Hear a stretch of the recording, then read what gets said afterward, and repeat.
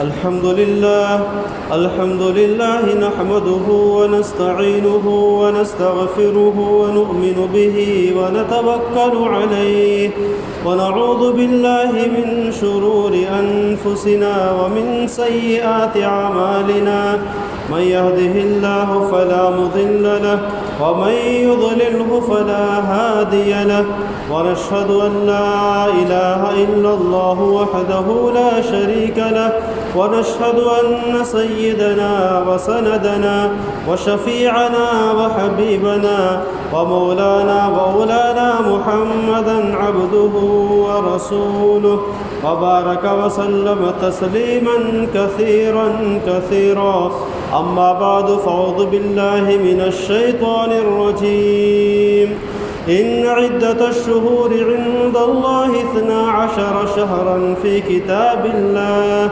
يوم خلق السماوات والأرض منها 4 حرم صدق الله العظيم وصدق رسوله النبي الكريم ونحن على ذلك لمن الشاهدين والشاكرين والحمد لله رب العالمين. بھائی دوستوں اور بزرگوں، جو کچھ ہمارے پاس ہے اور جو کچھ ہمارے پاس تھا اور آئندہ جو کچھ ملے گا، وہ سارا کا سارا اللہ تعالیٰ کا فضل ہے، اللہ تعالیٰ کی نعمتیں ہیں، اللہ تعالیٰ کی جانب سے گفٹ ہے، وہ اللہ تعالیٰ کی جانب سے ہبہ اور ہدیہ ہے. یہ اللہ تعالیٰ کی فضل سے ملتا ہے، اللہ تعالیٰ کی نعمتیں ہیں، اللہ تعالیٰ کا کرم ہے، اللہ تعالیٰ کے احسانات ہیں ہم پر. کسی بدلے میں نہیں ملتا ہمیں کہ ہم نے کچھ کیا ہو تو اس کے بدلے میں اللہ تعالیٰ ہم کو دے رہا ہو، ایسا نہیں، اللہ تعالیٰ کے فضل سے.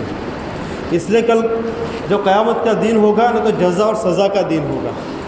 اس وقت بھی جن لوگوں کو جنت ملے گی اور جنت کی نعمتیں ملے گی، تو حضور پاک صلی اللہ علیہ وسلم نے فرمایا کہ جو لوگ جنت میں جائیں گے اللہ کے فضل سے جنت میں جائیں گے. ہم جو کام کرتے ہیں، جو عبادتیں کرتے ہیں، جو اعمال کرتے ہیں، وہ تو اللہ تعالیٰ کی نعمتوں کے مقابلے کے اندر نسیہ منسیہ ہو جائیں گے. جیسے اللہ تعالیٰ قرآن کریم میں فرماتا ہے وَإِن تَعُدُّوا نِعْمَةَ اللَّهِ لَا تُحْصُوهَا، اگر تم اللہ تعالیٰ کی نعمت کو شمار کرنا چاہو تو نہیں کر سکتے ہو. ترجمہ کیا کرتے لوگ؟ اللہ تعالیٰ کی نعمتوں کو شمار کرنا چاہو تو. یہاں پر نعمتیں کہاں؟ یہاں پر بہووچن پلورل نہیں ہے، سنگل ہے. اگر تم اللہ تعالیٰ کی ایک نعمت کو بھی شمار کرنا چاہو تو نہیں کر سکتے ہو. لوگ ترجمہ غلط کرتے ہیں اللہ تعالیٰ کی نعمتوں کو. اس آیت میں تو اللہ تعالیٰ نے صرف ایک نعمت کے بارے میں فرمایا کہ اگر تم ایک نعمت کو بھی شمار کرنا چاہو نا، شمار نہیں کر سکتے. تو ہمارے اعمال تو نعمتوں کے مقابلے میں نسے من سے ہو جائیں گے. جو ملے گا وہ اللہ تعالیٰ کے فضل سے ملے گا، اللہ تعالیٰ کے احسان سے ملے گا. تو دنیا کے اندر بھی جو کچھ ملا ہے نا، اللہ تعالیٰ کے فضل سے ملا، اللہ تعالیٰ کا تحفہ ہے، یہ اللہ تعالیٰ کی جانب سے ملی ہوئی گفٹ ہے. ایک ہوتا ہے تحفہ اور ایک ہوتا ہے بدلہ. بدلہ کیسے ملتا ہے؟ بدلہ جو ہوتا ہے نا، وہ لینے والے کی مرضی سے ہوتا ہے. کسی نے کوئی کام کیا، مزدوری کیا، اس کو بدلے کا وقت آیا تو مانگے گا، اس کی مرضی سے دینا پڑے گا، یا پہلے سے ڈیل ہو جاتی ہے، یہ کام کرے گا تو اتنا ملے گا، کام بڑھے گا تو بدلہ بھی بڑھ جائے گا. تو جو عوض ہوتا ہے، جو بدلہ ہوتا ہے، وہ لینے والے کی مرضی سے ہوتا ہے. لینے والا جو کہتا ہے اس کو دینے والے کو دینا پڑتا ہے. تحفے میں ایسا نہیں ہوتا، گفٹ میں ایسا نہیں ہوتا ہے. گفٹ میں جو دینے والا ہوتا ہے اس کی مرضی سے ہوتا ہے. دینے والا کوئی بھی دے سکتا ہے، زیادہ دے سکتا ہے، کم دے سکتا ہے، اچھے دے سکتا ہے، بری دے سکتا ہے. اور گفٹ دینے والا جو ہے نا، تو لینے والے کا استحقاق کا بھی ہونا ضروری نہیں ہے کہ لینے والا اس کا مستحق ہے کہ نہیں ہے.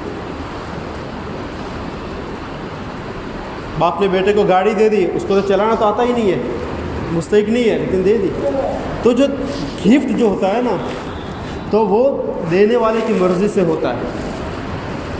دینے والے کے استحقاق ہونا کوئی ضروری نہیں ہے، اس کا اہل ہونا کوئی ضروری نہیں ہے. اس لیے بھائی دوستو بزرگوں، اللہ تعالیٰ نے ہم کو جو نعمتیں نصیب فرمائی ہے نا، ہم اس کے مستحق نہیں ہے، ہم اس کے اہل نہیں ہے، پھر بھی اللہ نے دی ہے۔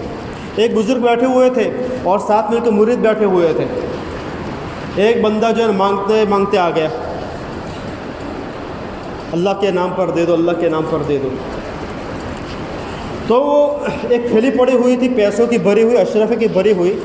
بزرگ نے ایک مرید سے کہا کہ اس مانگنے والوں کو دے دو۔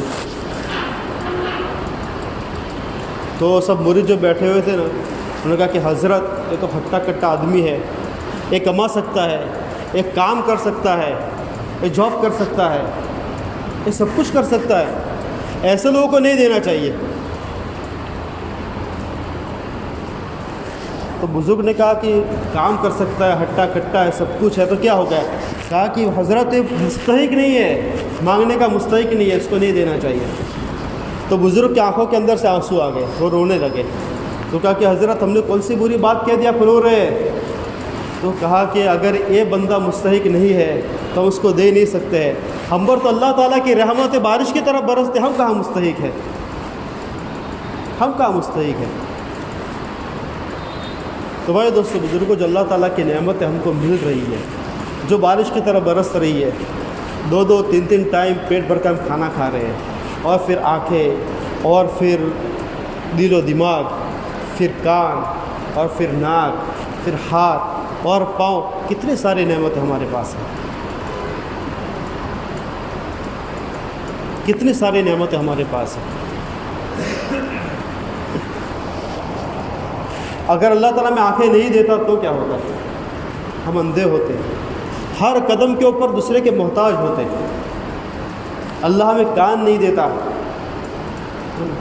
ہم بہرے ہوتے، نہ بولتے ہوتے نہ سنتے ہوتے۔ ہاں، جو بہرے ہوتے ہیں، جو بوبڑے ہوتے ہیں، گونگے ہوتے ہیں، ان کے کان نہیں ہوتے اس لیے بول نہیں سکتے، زبان تو ان کے پاس ہوتی ہے لیکن ابھی تو کوئی چیز سنی ہی نہیں ہے۔ بھائی پنکھا کس کو کہا جاتا ہے، ٹیوب لائٹ کس کو کہا جاتی ہے، تو وہ بول کیسے سکتا ہے جب سنا نہیں ہے اس نے؟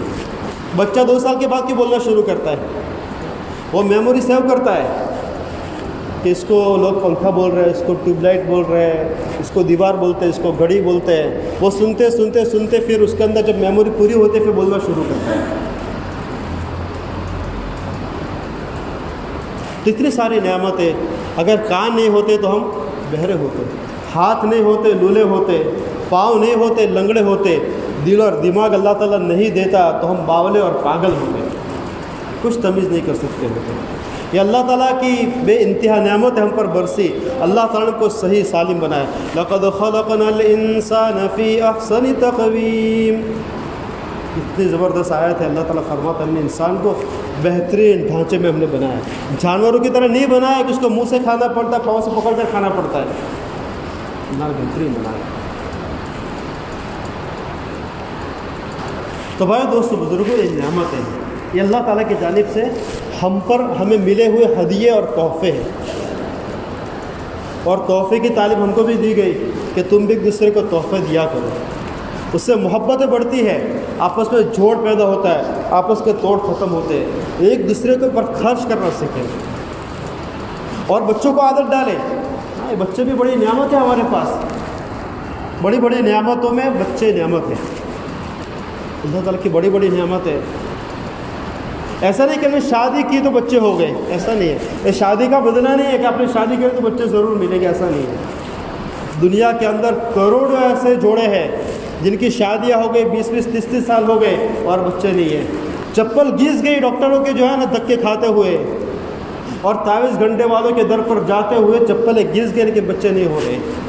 فزیکلی کوئی پرابلم نہیں ہے، سارے رپورٹ جان نہیں لا رہے، بچے نہیں۔ آپ صلی اللہ علیہ وسلم کے گھر میں بھی ایسا ہی تھا۔ عائشہ صدیقہ رضی اللہ تعالی عنہا کبھی کبھی آس پڑوس میں سے کسی چھوٹے بچے کو لے کر آتی اور پھر اس کو نہلاتی، اچھے کپڑے پہناتی، اور پھر اس کو سر کے اندر تیل لگاتی، اور پھر آنکھوں کے اندر سرما لگاتی، اور اس طرح خوبصورت کر کے بند سنور کے جو اپنے گود کے اندر بٹھاتی، اور حضور پاک صلی اللہ علیہ وسلم سے فرماتی، اللہ کے رسول صلی اللہ علیہ وسلم، اگر ایسا بیٹا میرے گود کے اندر بھی ہوتا تو میرا گھر آباد ہو جاتا۔ حضرت عائشہ صدیقہ رضی اللہ عنہ، اگر ایسا بیٹا میری گود میں بھی ہوتا تو میرا گھر آباد ہو جاتا۔ تو حضور پاک صلی اللہ علیہ وسلم پھر آیات سناتے، یَهَبُ لِمَن يَشَاءُ إِنَاثًا وَيَهَبُ لِمَن يَشَاءُ الذُّكُورَ۔ اللہ تعالیٰ جس کو چاہتا ہے، جس کو خالی بیٹیاں دیتا ہے، جس کو چاہتا ہے خالی بیٹے دیتا ہے، اور جس کو چاہتا ہے وَيَجْعَلُ مَن يَشَاءُ عَقِيمًا، اور جس کو چاہتا ہے نہ اس کو بیٹے دیتا ہے نہ اس کو بیٹی دیتا ہے، بغیر جو ہے اولاد کرتا ہے۔ یہ تو اللہ تعالیٰ کا خزانہ ہے۔ اللہ تعالیٰ جس کو چاہے دیتا ہے، جس کو نہیں چاہتا نہیں دیتا ہے، اس میں شادی کا کوئی دخل نہیں ہے، یہ تو اسباب ہے۔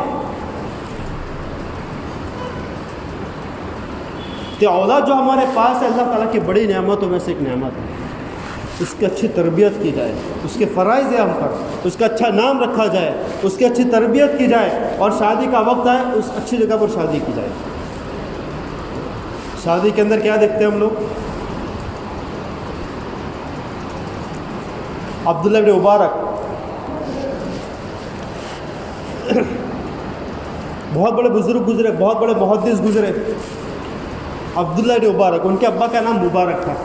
تو مبارک ایک باغیچے کے اندر کام کیا کرتے تھے۔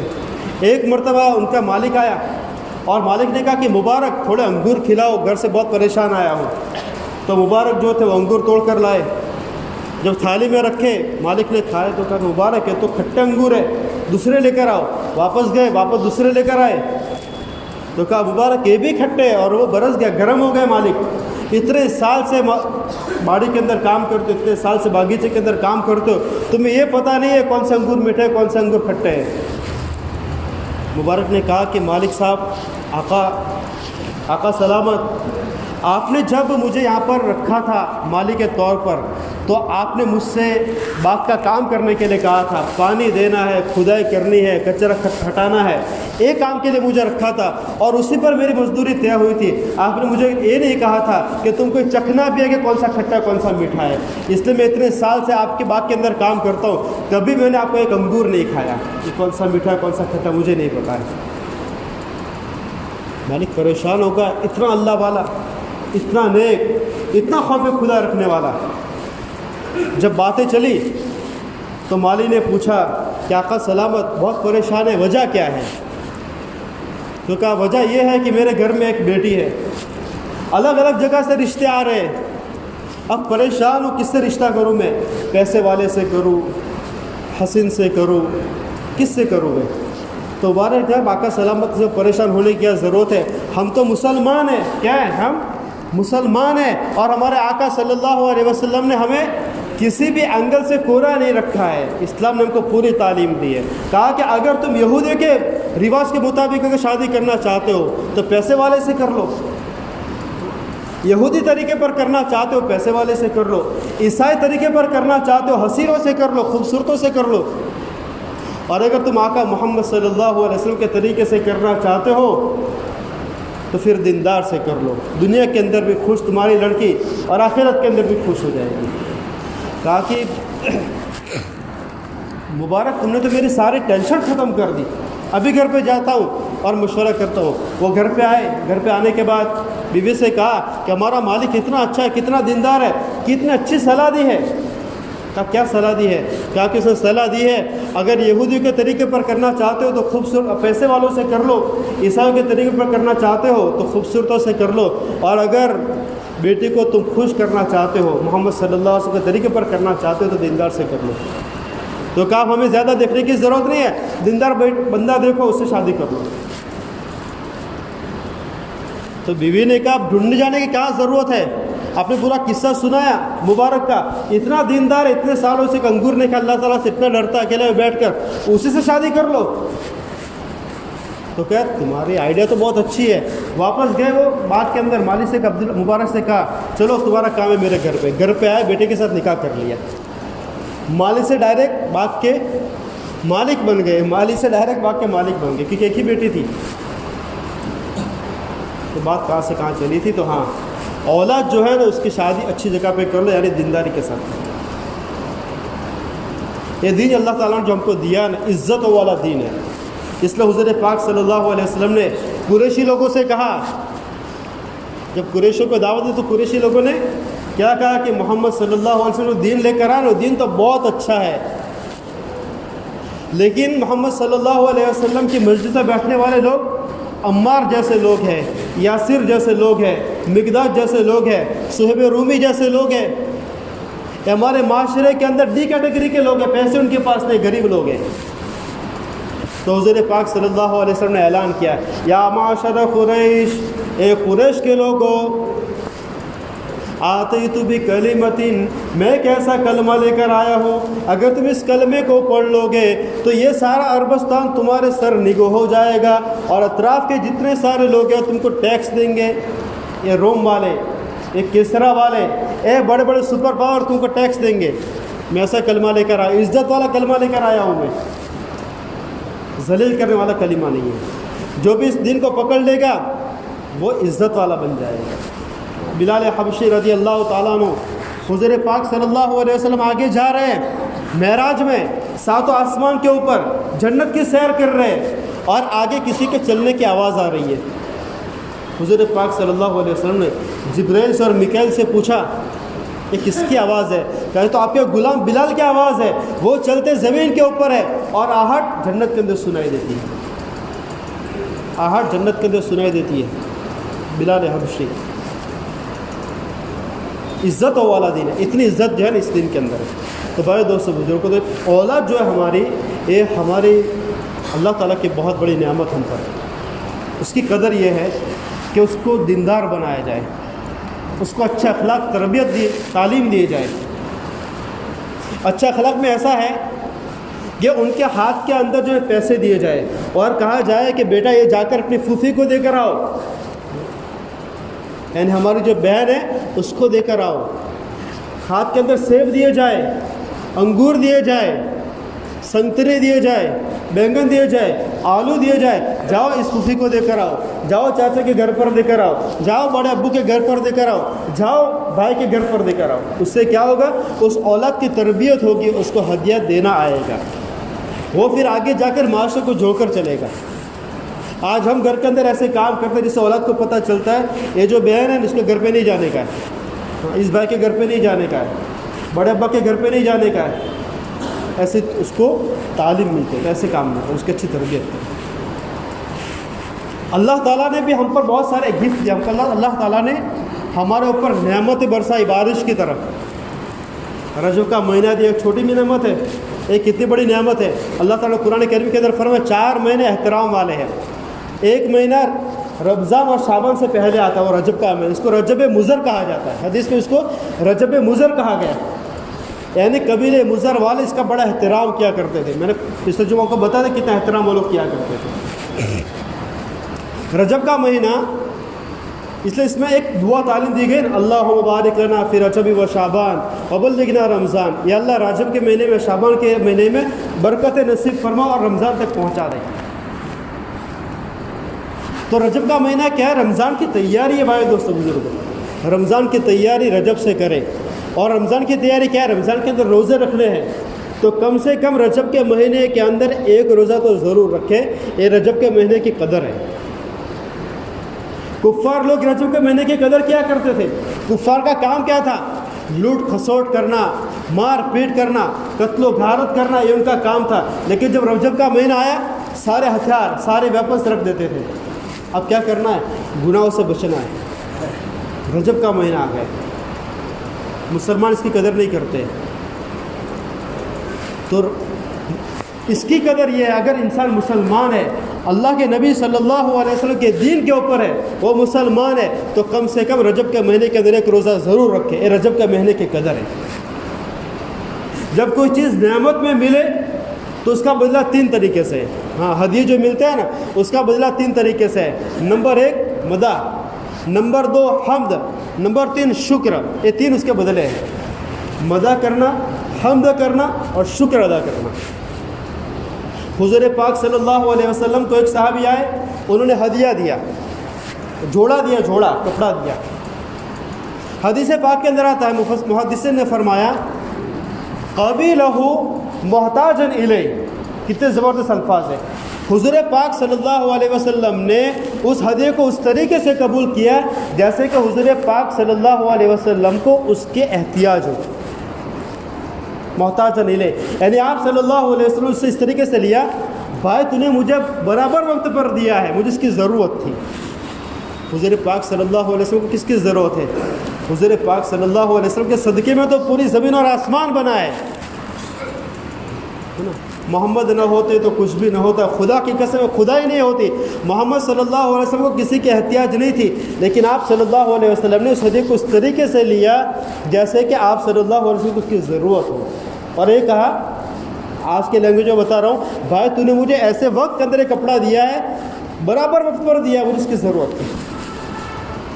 کوئی چھوٹا گفٹ دے، بڑا گفٹ دے، تو اس طریقے سے یعنی بھمری کے ساتھ لینے کا، بھائی دیا تو میں نے لے لیا، ایسا نہیں، اس طریقے سے اس کا گفٹ لے کہ اس کو بھی احساس ہو کہ اس کو خوشی ہوئی ہے، اس کو استعمال بھی کرے۔ تو بھائی دوستو بزرگوں، بات کہاں سے کہاں چلی گئی؟ تو رجب کا مہینہ یہ اللہ تعالیٰ کی نعمت ہے، اللہ تعالیٰ کا ہدیہ ہے، تو ہدیے کا بدلہ کیا ہے؟ حمد ہے، مدح ہے اور شکر ہے۔ حمد، مدح اور شکر کے بعد بتاؤں گا انشاءاللہ کہ موقع ملا تو شکریہ اس کا یہ ہے بھائی دوستو بزرگوں، اللہ تعالیٰ کی نعمت کا کہ کم سے کم ایک روزہ رجب کے مہینے کا مسلمانوں کو رکھنا چاہیے، اللہ تعالیٰ کی نعمت کا شکریہ ہے۔ اور جن نعمتوں کا شکریہ ادا نہیں کیا جاتا ہے، اللہ تبارک و تعالیٰ ایسی نعمتیں چھین لیتا ہے، ایسی نعمتیں ختم کر دیتا ہے۔ تو کم سے کم رجب کا مہینے کا شکریہ یہ ہے کہ ایک روزہ رکھے، پھر شعبان کا مہینہ ہے کہ شعبان کے مہینے کے روزے، اور رمضان کے لیے تیاری کر لے۔ جو انسان رجب کے مہینے کا شکریہ ادا نہیں کرتا ہے، شعبان کے مہینے کا شکریہ ادا نہیں کرتا ہے، اللہ تبارک و تعالیٰ اس کو رمضان کے مہینے کی عبادت کی توفیق عطا نہیں کرتے۔ بڑے دوستو بزرگ، اللہ تعالیٰ مجھے آپ کو کہہ رہے سننے سے زیادہ بول کے توفیق نصیب فرمائے۔